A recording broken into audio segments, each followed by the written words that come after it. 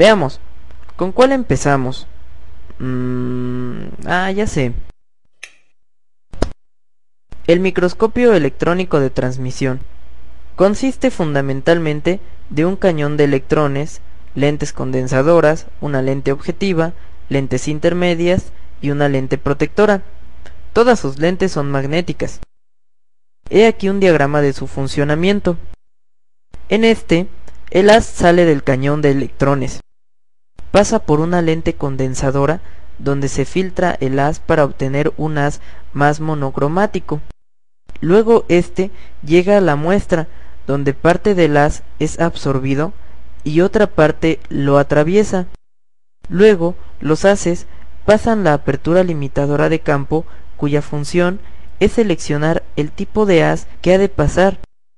Luego el haz llega a la lente magnética objetiva, cuya función es ampliar la imagen, que servirá de objeto para una segunda lente magnética, que será la que proyectará la imagen sobre una pantalla fluorescente. ¿Preguntas? ¿No? Bueno, continuemos. Como lo mencioné, el haz electrónico cruza la muestra en dos tipos de haces: el transmitido, que no sufre desviación alguna, y los difractados, que sufren una pequeña desviación angular. Cuando la imagen es formada usando el haz transmitido, se dice que se obtiene una imagen de campo claro, porque nos muestra claras las zonas de donde proviene el haz transmitido, y el resto de la imagen la muestra oscura. Si formamos la imagen con los haces difractados, la imagen que se forma se le llama de campo oscuro, porque muestra blancas las zonas de donde provienen los haces difractados y oscuras el resto de la imagen. Hay un pequeño truco que se puede hacer con el microscopio electrónico de transmisión. Si enfocamos la lente proyectora para ver no el plano imagen, sino el plano focal de la lente objetiva, entonces veremos el patrón de difracción de la muestra. Vean este patrón de difracción. El puntito más intenso corresponde al haz transmitido, mientras que estos puntitos menos intensos corresponden a los haces difractados. Los patrones de difracción son muy importantes. ¿Saben por qué? No. ¿Quieren saber por qué son importantes? ¡Sí! Ok. Mucha atención. Un patrón de difracción es característico de la estructura atómica de la muestra, lo que significa que si conoces el patrón de difracción de tu muestra, puedes saber cómo están acomodados los átomos en esta. He aquí unos ejemplitos.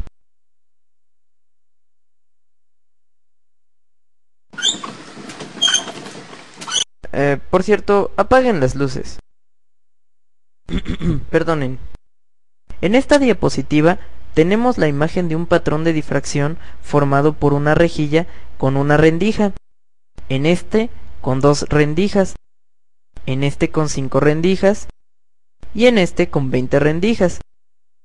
Cada patrón de difracción es exclusivo de la rendija que lo forma.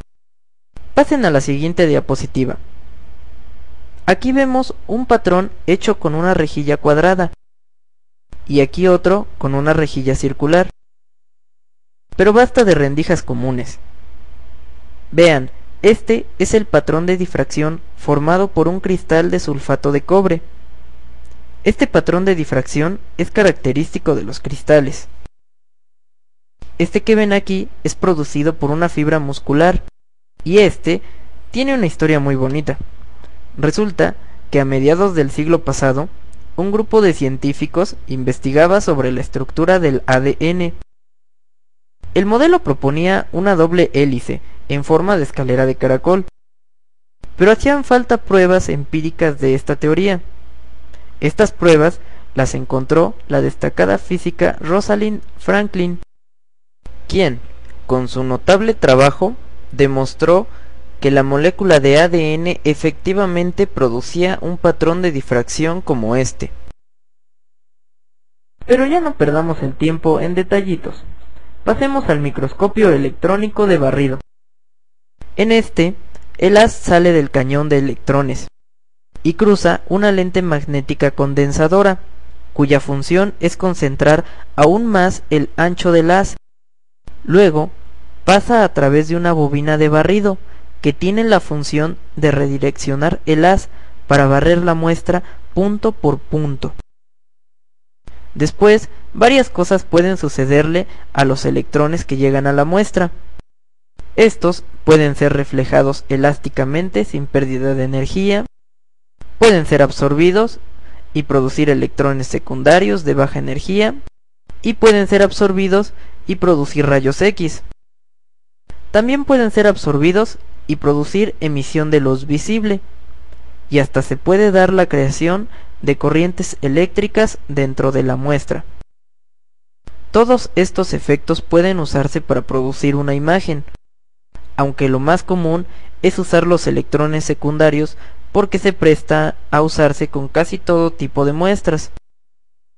Los electrones secundarios que son emitidos por la muestra son captados por un colector de electrones, el cual registra la intensidad de electrones emitidos.